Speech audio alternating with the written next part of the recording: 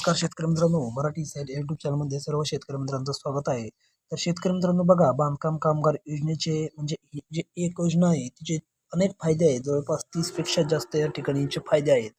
तर ते फायदे कसे आहेत, त्याचे उद्दिष्ट काय, नोंदणी कशी करायची, याची सर्व माहिती आपण जाणून घेणार आहोत.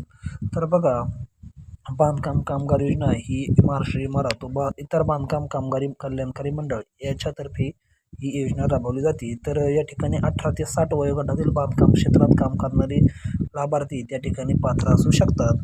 तर ही योजना नेमकं काय आहे बघा, बांधकाम कामगार योजना ही एक केवळ सरकारी योजना नसून ते बांधकाम क्षेत्रात दिवसरात्र घाम गाळणाऱ्या, मेहनत करणाऱ्या असंघटित कामगारांसाठी सामाजिक तसेच आर्थिक सुरक्षा कवच म्हणून ओळखली जाते.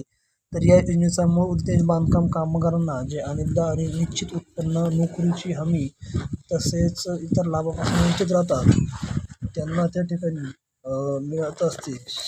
महाराष्ट्र शासनाच्या वतीने एक सन्मानजनक आणि सुरक्षित जीवन जगण्याचा हक्क देणे आहे. तर ही योजना कामगारांच्या जीवनात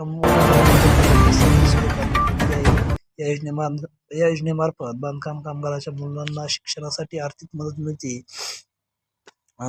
गरजू गरीब लोकांना आर्थिक आधार मिळतो आणि महत्त्वाचं म्हणजे आरोग्यासाठी मिळणाऱ्या लाभामुळे कामगारांच्या आजारपणात उपचाराचा खर्च देखील सहज शक्य त्या ठिकाणी होत असतो. असे या ठिकाणी बरेचसे फायदे त्या ठिकाणी आहे. म्हणजे थोडक्यात सांगायचं जर झालं तरी ही योजना कामगारांना केवळ आर्थिक मदत देत नाही, तर त्यांना आणि त्यांच्या कुटुंबाच्या भविष्याला देखील एक नवी दिशा देत असतं. तर बघा, या ठिकाणी आता योजनेसाठी पात्रता काय आहे. अर्जदार त्या ठिकाणी कामगाराचे वय 18 ते 60 वर्षापर्यंत असणारे आहे आणि 18पेक्षा कमी आणि 60 वर्षापेक्षा जास्त असेल तर यासाठी ते लाभार्थी अपात्र ठरणार आहे.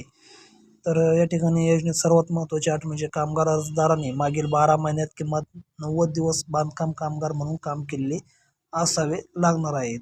आणि बांधकाम कामगारांनी 90 दिवस काम केलेले आहे की नाही हे सिद्ध करण्यासाठी मालक, ठेकेदार किंवा संबंधित अधिकाऱ्याकडून प्रमाणपत्र देखील घ्यावं लागणार आहे, असं त्या ठिकाणी आहे. या ठिकाणी कोणकोणते कामगार पात्र पहा. इमारत, रस्ते, पूल, बोगदा आणि धरणे यांचे बांधकाम, गवंडी, सेंटरिंग, फिटिंग, प्लंबिंग आणि इलेक्ट्रिक काम, सुतारकाम, पेंटिंग, फरशी किंवा टाईल्स बसवणे, उत्खनन, दगडकाम, मातीकाम, नाले, पाईपलाईन, टेलिफोन टावर्स असे या ठिकाणी भरपूर त्या ठिकाणी आहेत. जर तुम्ही या ठिकाणी 90 दिवस काम केल्याचे पत्र घेऊन आले तर तुम्ही त्या ठिकाणी अर्ज करू शकता.